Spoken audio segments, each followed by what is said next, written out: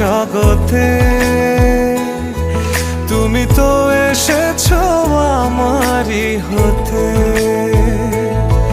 কোনো এক রূপ কথার জগতে